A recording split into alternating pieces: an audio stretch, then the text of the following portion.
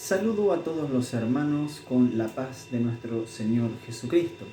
Es una alegría muy grande poder estar aquí una vez más, trayéndoles a ustedes en este espacio llamado Pentecostalismo Máximo.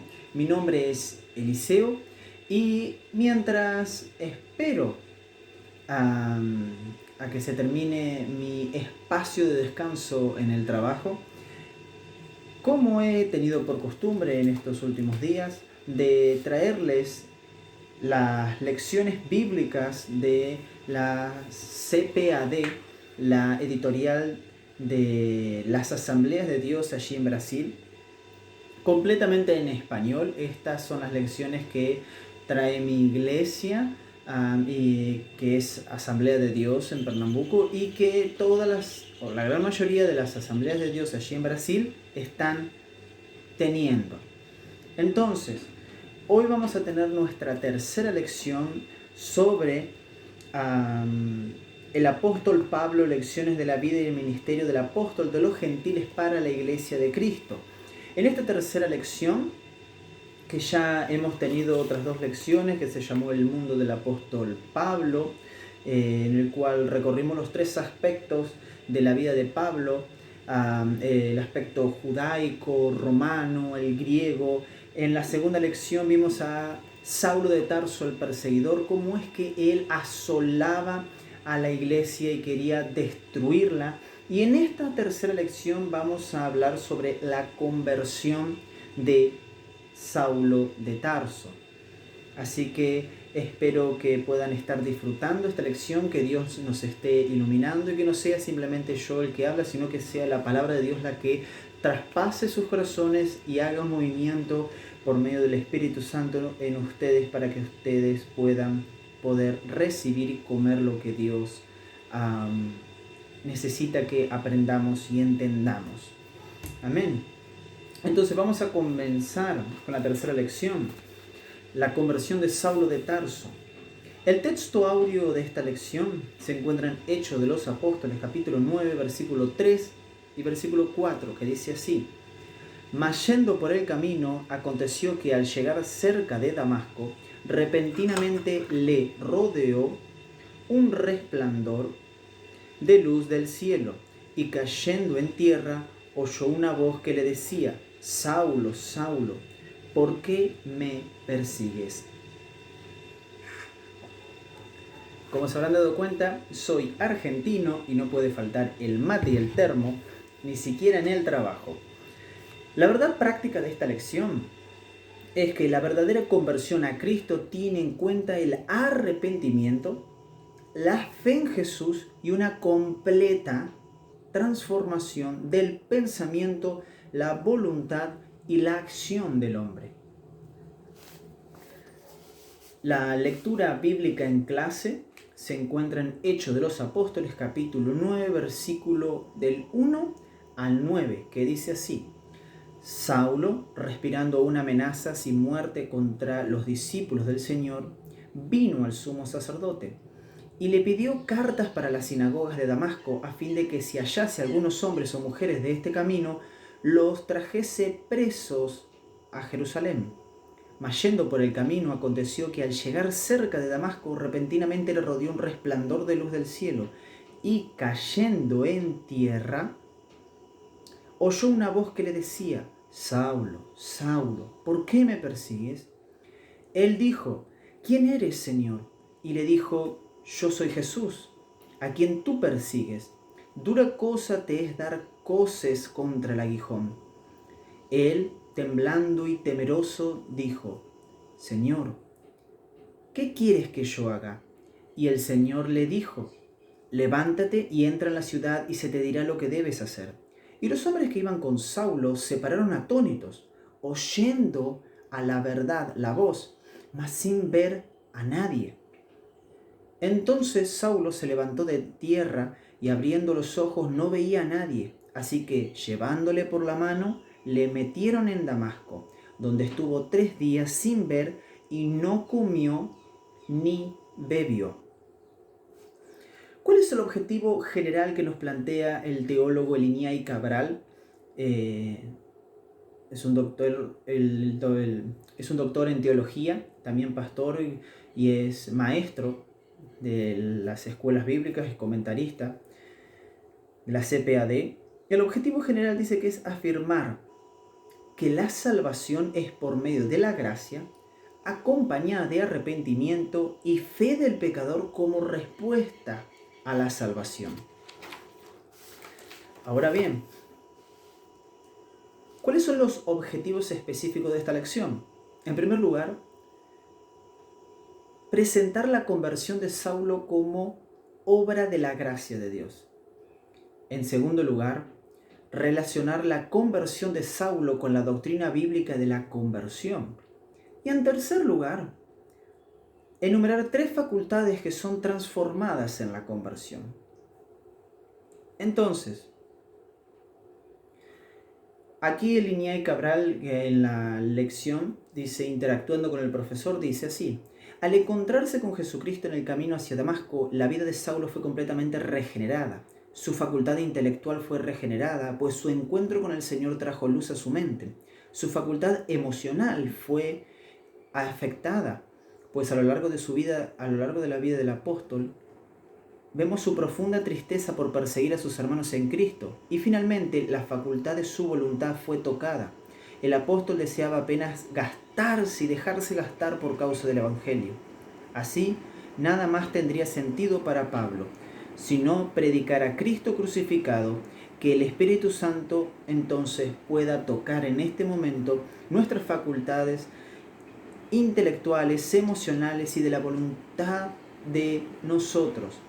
Por eso oremos para que esta lección pueda tener ese impacto. Si escuchan ruidos extraños o no me escuchan muy bien, es por el hecho de que se acaba de largar a llover. Así que estoy avisando. Muy bien, retomando donde había dejado porque tuve que pausar para hacer algunas cosas. En primer lugar, el Iñay Cabral inicia en su comentario con la introducción que dice: la conversión de Saulo de Tarso indudablemente, fue uno de los más importantes acontecimientos de la historia del cristianismo. Saulo se convirtió en uno de los más célebres defensores de la doctrina de Cristo. Entonces, en esta lección vamos a ver cómo él pasó por un cambio radical en la forma de pensar sobre nuestro Señor. En el camino hacia Damasco, de una forma poderosa, Jesús alertó a Saulo haciéndolo entrar en razón y este cambió de actitud por medio de una impactante experiencia sobrenatural. Así, mientras por un lado Cristo tomó la iniciativa, por el otro, Saulo respondió con arrepentimiento y fe.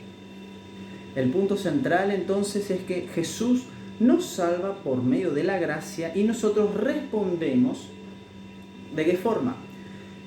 El Iñay Cabral dice que respondemos con arrepentimiento y fe. Según la perspectiva arminiana, que es la perspectiva que tienen las asambleas de Dios en Brasil, y siguiendo el arminianismo clásico, la fe es un don de Dios, no proviene del ser humano, pero Dios ha dado fe a todos por medio de la gracia, aquella gracia preveniente que hace despertar, por así decirlo, libre albedrío del ser humano.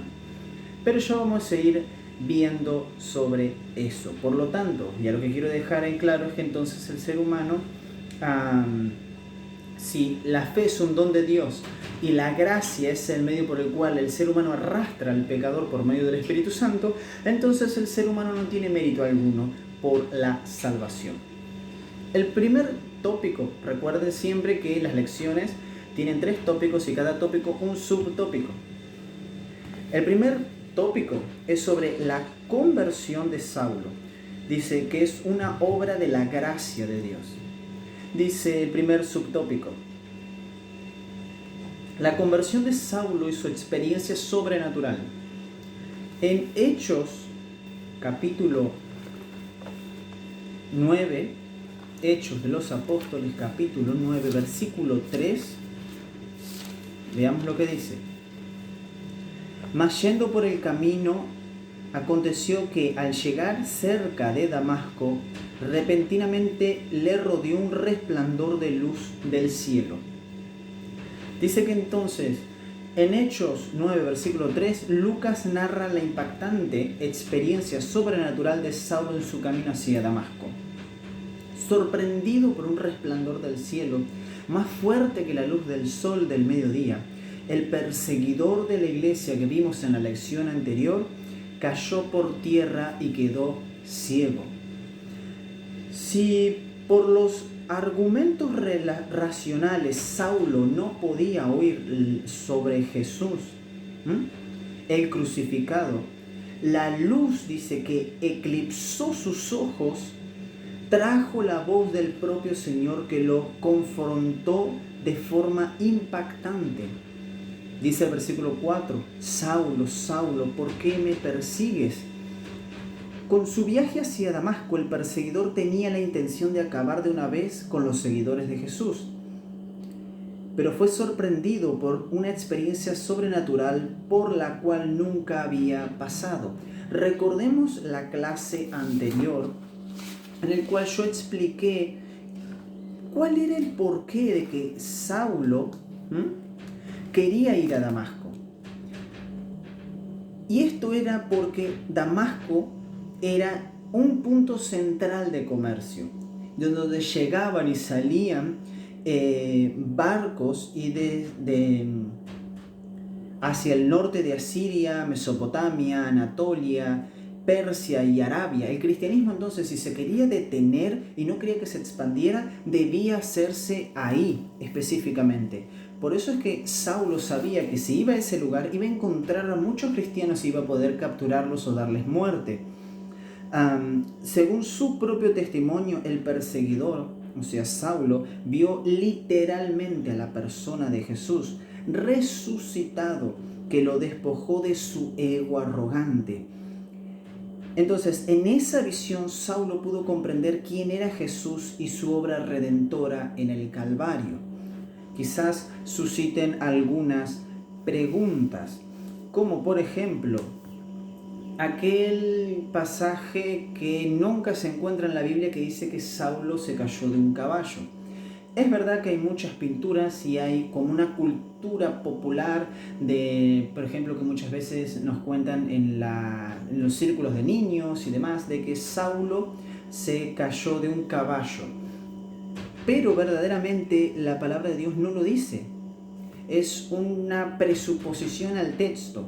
¿Por qué es una presuposición? Porque el texto en ningún momento dice, tanto en el capítulo 9 como en el versículo 20, en el capítulo 22, el capítulo 26 que narra la conversión de Saulo, habla de que Saulo se cayó de un caballo o de algún animal, sino que cayó por tierra. Y si mal no me equivoco, vamos a Hechos de los Apóstoles, capítulo,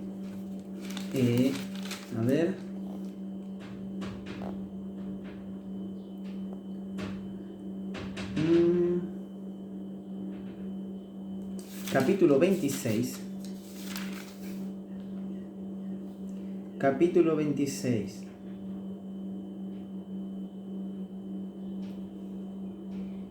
que dice, versículo 13, cuando a mediodía, oh rey, yendo por el camino, vi una luz del cielo que sobrepasaba el resplandor del sol, la cual me rodeó y a los que iban conmigo. Y habiendo caído nosotros en tierra, aquí Pablo está relatando de que no simplemente él cayó.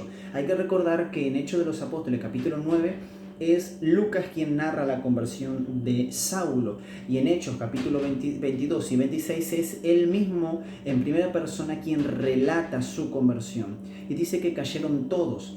Ahí vemos otro, no es una contradicción, sino que es una suma testimonial.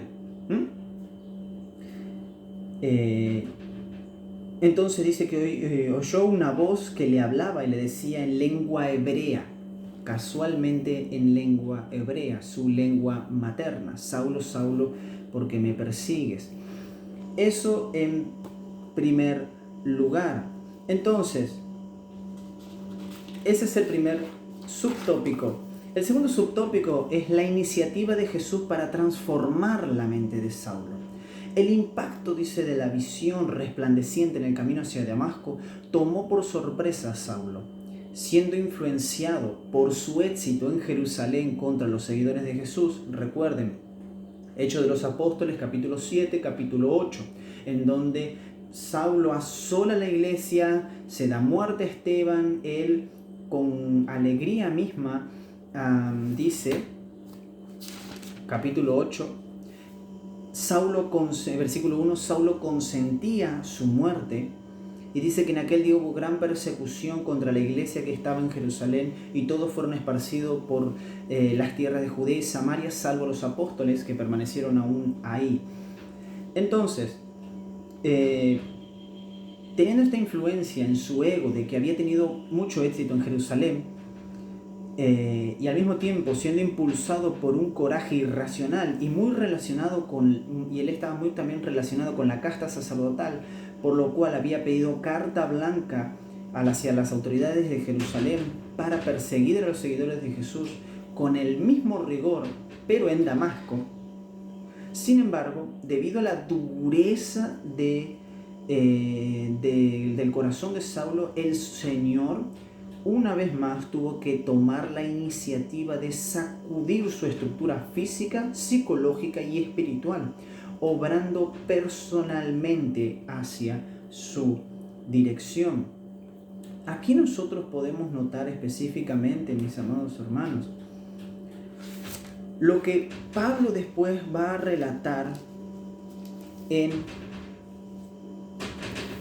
Romanos capítulo 3, que dice que es básicamente como la columna vertebral una de las columnas vertebrales, una columna muy importante de la doctrina de la depravación total. Nosotros, arminianos y al mismo tiempo pentecostales, asambleyanos, creemos en la depravación total o radical del ser humano, o como muchos la llaman, la caída del ser humano. Entonces, Pablo después, más adelante en Romanos, va a hablar de que no hay justo ni aun uno, no hay quien entienda, no hay quien busque a Dios. Versículo 10 y versículo 11. Todos se desviaron, dice el 12, a una se hicieron inútiles. No hay quien haga lo bueno, no hay ni siquiera uno. Y ahí Pablo va relatando básicamente lo que es la depravación total del hombre. El ser humano no quiere buscar a Dios. El ser humano no desea buscar a Dios. El ser humano está muerto en delitos y pecados y al mismo tiempo no puede hacer nada para poder salvarse, porque al mismo tiempo no quiere ser salvado. El ser humano está, como dice Efesios, muertos en delitos y pecados. Entonces, es Jesús el que tuvo que ir hacia la iniciativa. Es Jesús el que tuvo que hacer algo al respecto. En tercer lugar, el tercer subtópico es la gracia salvadora se manifestó a Saulo.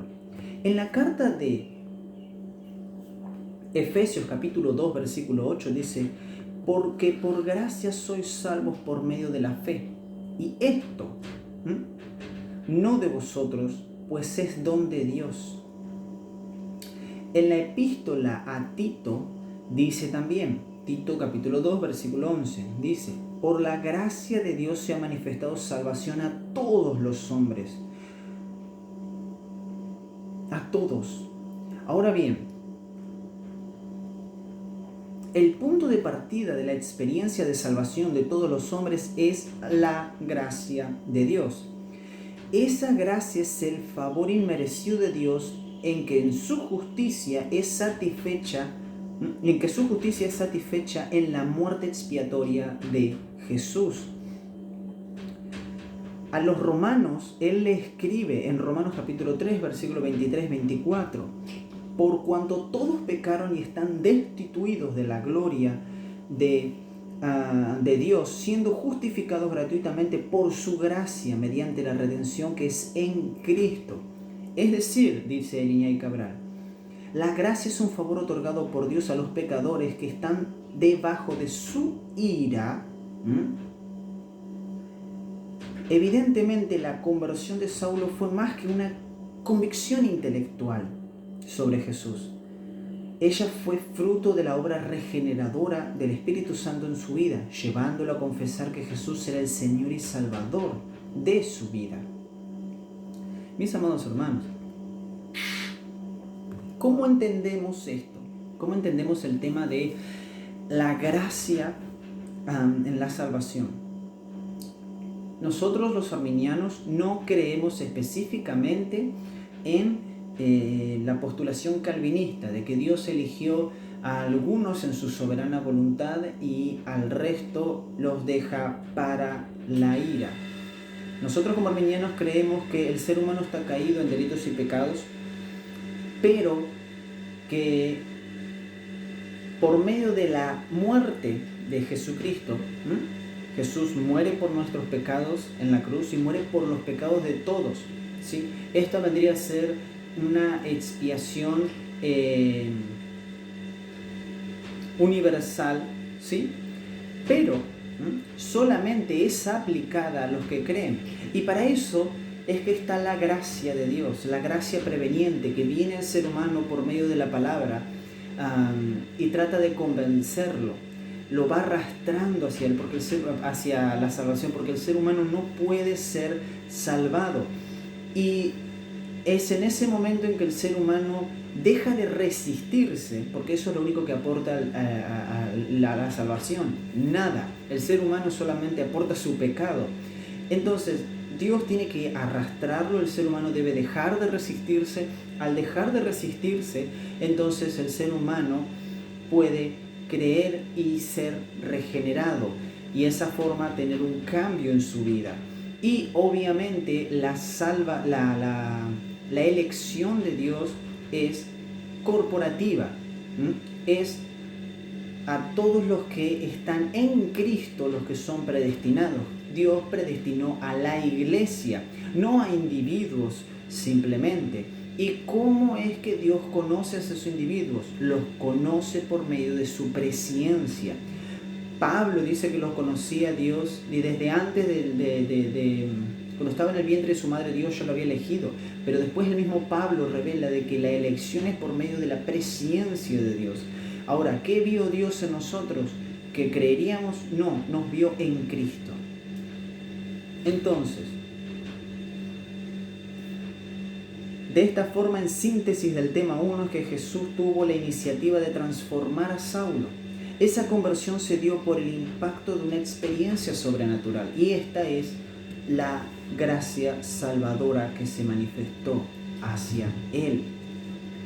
En cuanto a un aporte pedagógico, dice que si Dios no nos salva por la gracia mediante la fe, nosotros responderemos a esa gracia con arrepentimiento y fe. O sea, el ser humano es arrastrado, como bien decía. El ser humano no hace nada más que no hacer nada. Si él empieza a hacer algo, entonces empieza a resistirse. Y de esta forma nos arrepentimos. De esta forma creemos y somos regenerados. En este sentido, ¿qué es lo que hace Dios? Dios regenera, Dios justifica y al mismo tiempo Dios santifica. Y en el hombre hay un cambio en la facultad intelectual, en la facultad emocional y en la facultad de la voluntad. Entonces, el segundo tópico es Saulo y la doctrina bíblica de la conversión. El primer subtópico dice que la conversión comienza con el arrepentimiento. La palabra griega arrepentirse, en el griego koiné, es metanoia, que significa pensar de manera diferente, sentir remordimiento, una disposición interior para cambiar. En el Nuevo Testamento, arrepentirse trae la idea de tristeza por los propios pecados, acompañado de un deseo de corregir el rumbo. Es como que uno va caminando hacia un lugar y se arrepiente, dice, ok, no, por aquí no es, voy a caminar por el lado donde debo caminar, voy a correrme hacia el lado correcto. Es el cambio en la mente que induce a la corrección del carácter y la conducta moral. Vamos a Hechos de los Apóstoles, capítulo 3. Hechos de los Apóstoles, capítulo 3, versículo 19, que dice así: así que arrepentíos, dice Pedro aquí, y convertíos para que sean borrados vuestros pecados, para que vengan de la promesa del Señor tiempos de refrigerio. Es el corazón constricto, el deseo de cambiar de actitud respecto al comportamiento en la vida cotidiana. Lucas capítulo 15, veamos, Lucas 15, versículo 10, que dice así: así que os digo que haya gozo delante de... así os digo que hay gozo delante de los ángeles de Dios por un pecador que se arrepiente. Esto es la obra del Espíritu Santo. Juan capítulo 16, Juan 16, versículos 7 y 8, que dice: pero yo os digo la verdad, os conviene que yo me vaya, porque si no me fuese, el Consolador no vendría a vosotros, mas si me fuere, os lo enviaré. Y cuando Él venga, convencerá al mundo de pecado, de justicia y de juicio. Como bien les estaba diciendo, es una obra del Espíritu Santo el que tiene y el que hace lo consiguiente: convencer al pecador, arrastrar al pecador. ¿Gracias a qué? Gracias a la muerte expiatoria de Cristo, que satisfizo la ira del Padre. Por lo tanto, la conversión es una parte del proceso de salvación del pecador. Ella marca el inicio del despojo de, como dice Efesios 4, versículo 22, el viejo hombre, y apunta hacia el revestimiento del nuevo hombre. Vamos a Efesios capítulo 4, versículo 24, que dice: y vestidos del nuevo hombre, creados según Dios en la justicia y santidad de la verdad. Y ahí empieza. ¿Por qué? Por lo cual, desechando la mentira, hablad verdad, cada uno con su prójimo, porque sois miembros los unos de los otros. Airaos, pero no pequéis, no se ponga el sol sobre vuestro ojo, el que hurtaba no hurte más, etcétera, etcétera, etcétera. Hay un cambio en el ser humano, producto de la conversión, producto del arrepentimiento. En segundo lugar, el segundo subtópico habla sobre la conversión de Saulo promovió una transformación personal. Fue lo que sucedió con Saulo, pues la luz del resplandor del cielo cegó sus ojos carnales y lo hizo ver a Cristo resucitado, abriendo sus ojos espirituales para conocerlo como Señor y Salvador. Entonces, esa experiencia sobrenatural e impactante lo hizo indagar al Cristo resucitado acerca de lo que debería hacer. De una voluntad egoísta e individualista, Saulo demuestra ahora completa resignación a la voluntad soberana de Cristo. Vamos a Hechos de los Apóstoles, capítulo 9, versículo 6, que dice así: en el versículo 8, vamos a leer primero. Entonces Saulo se levantó de tierra y abrió los ojos, no veía a nadie, así que llevándole por la mano le metieron en Damasco, donde estuvo allí 3 días sin ver y no comió ni bebió. Saulo obedeció al Señor. Saulo permaneció en Damasco. Entonces,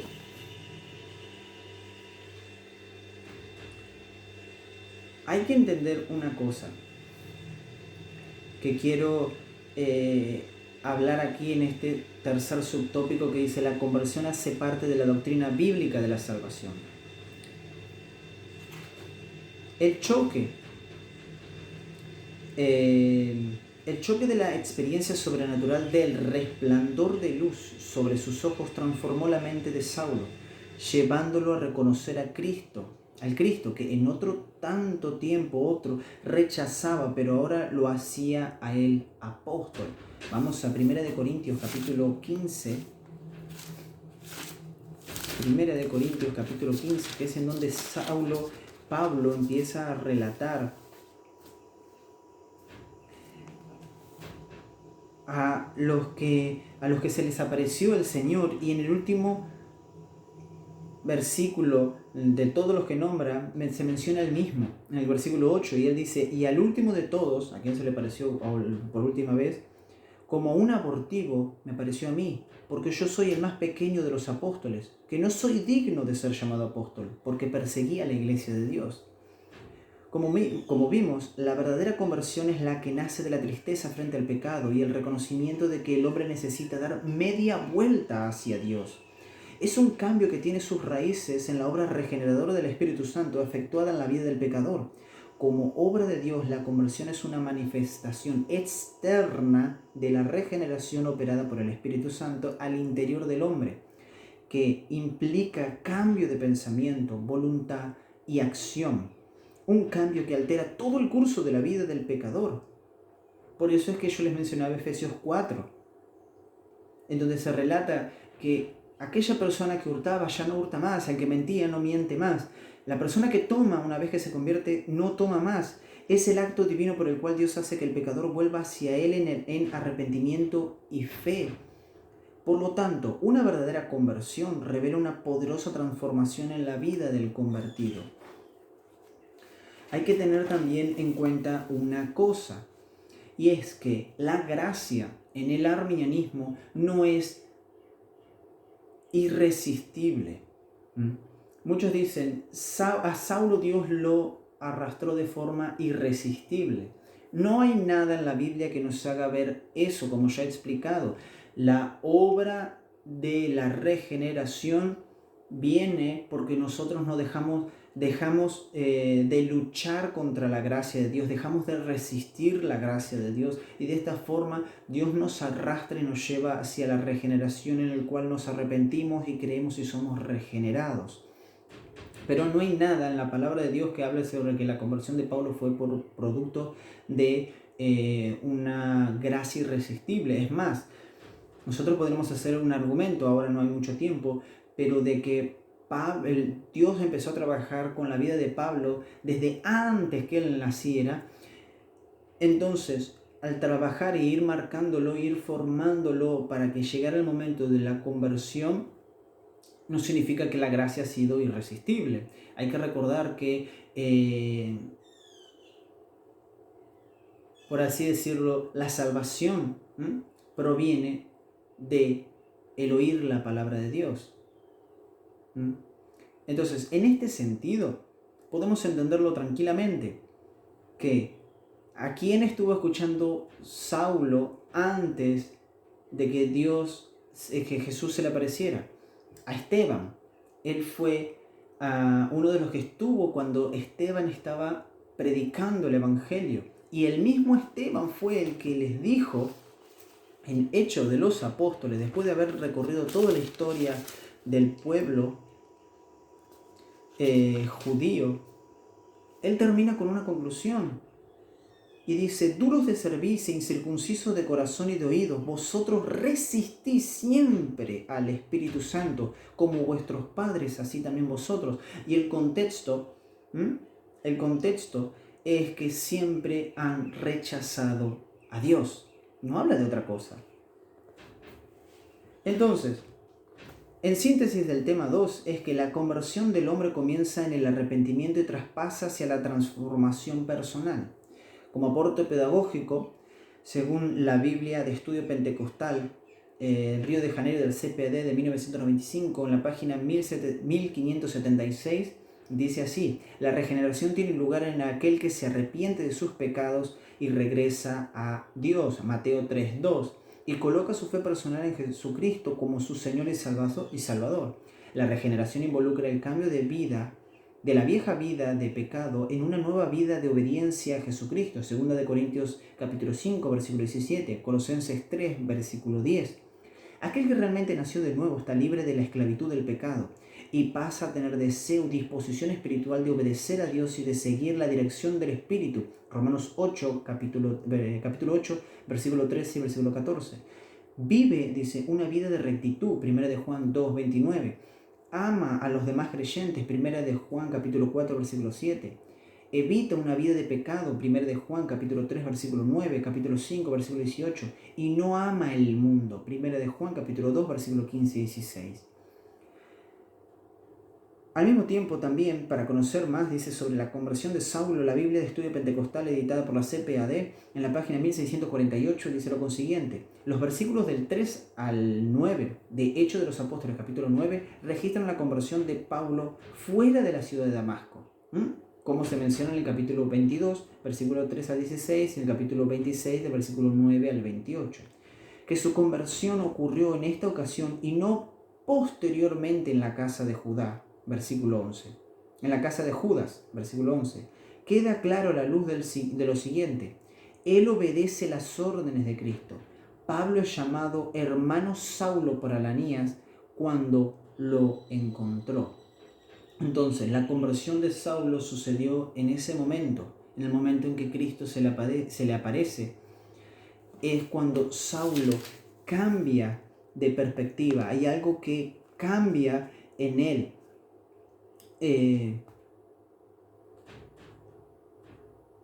Cuando en el versículo 6 él le responde temblando y temeroso a nuestro Señor Jesucristo: ¿quién eres y qué quieres que yo haga?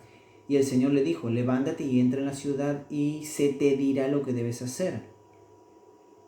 Entonces Saulo se levantó, dice el versículo 8, de tierra, y abriendo los ojos no veía a nadie, así que llevándole por la mano le metieron en Damasco, donde estuvo 3 días sin ver y no comió ni bebió.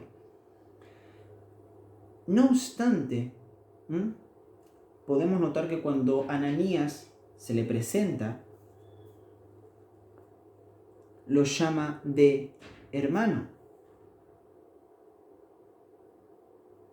Lo llama de hermano. Entonces, ese es el aporte para conocer más. El tercer y último tópico es sobre las 3 facultades interiores transformadas en la conversión.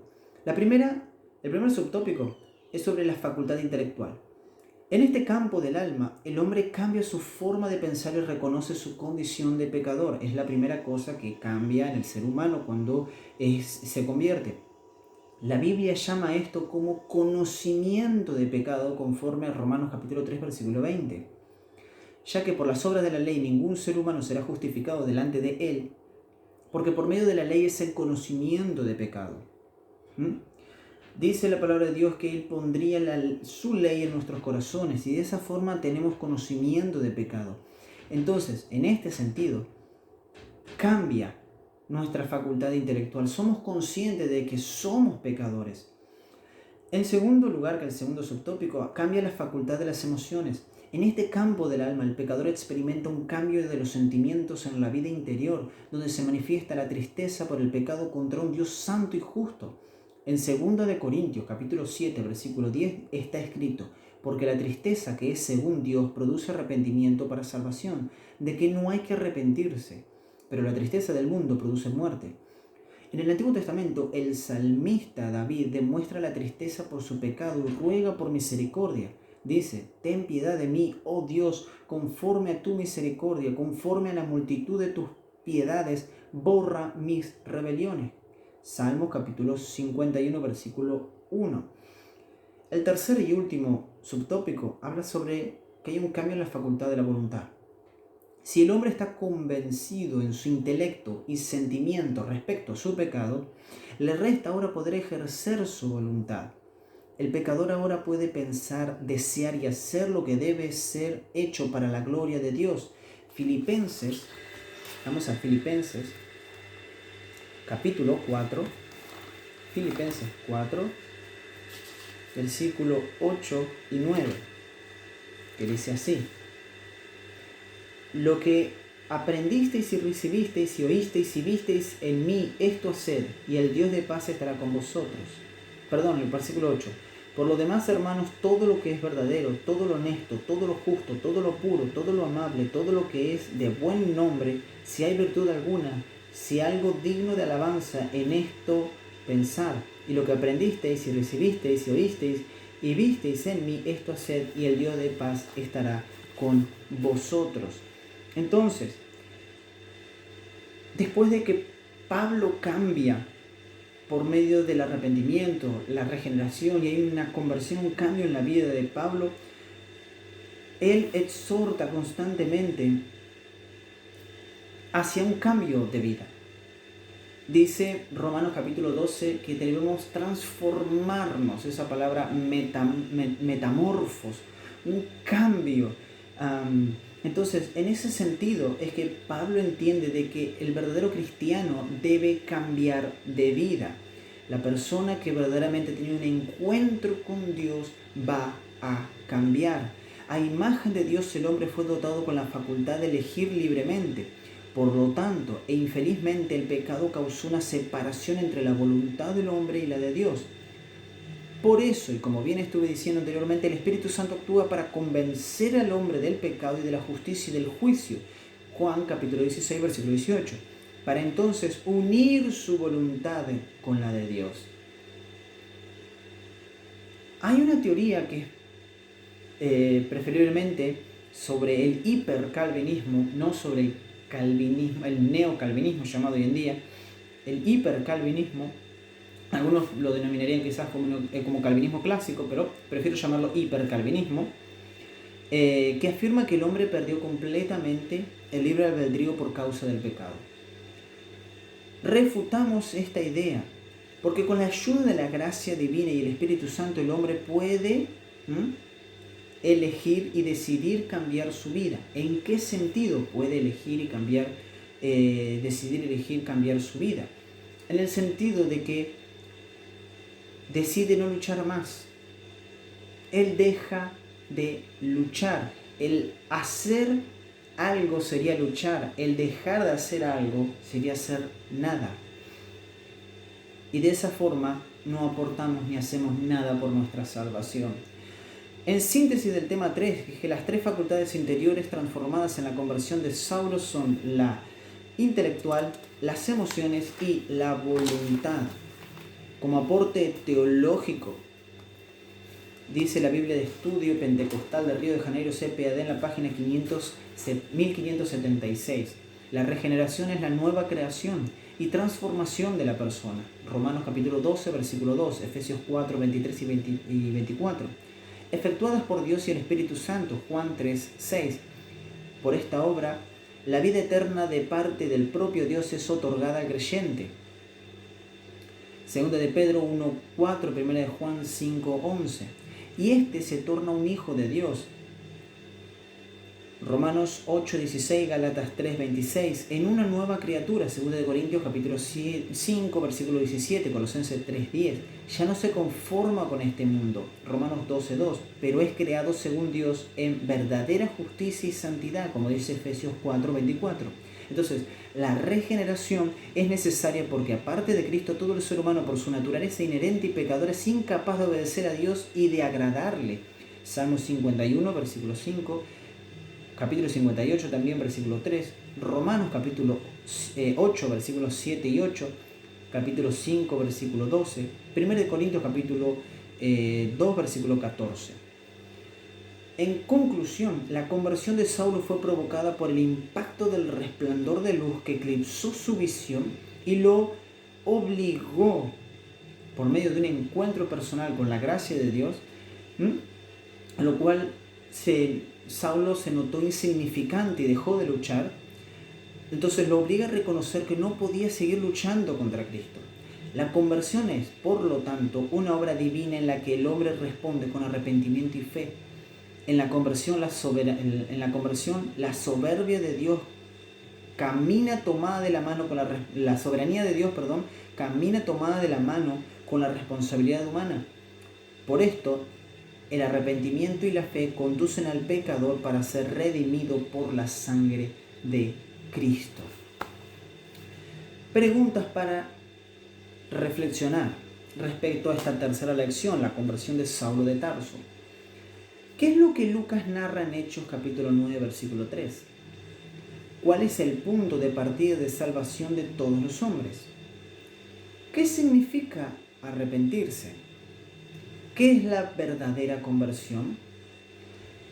¿Cuáles son las 3 facultades interiores que son transformadas en la conversión? Mis amados hermanos, espero que les haya agradado esta lección, que pronto nos podamos ver en la siguiente lección, la lección número 4, que se titula Pablo, la vocación de ser apóstol. Y recuerden una cosa: Jesús salva, cura, bautiza con el Espíritu Santo y está pronto a regresar. Dios los bendiga y nos vemos en la próxima clase.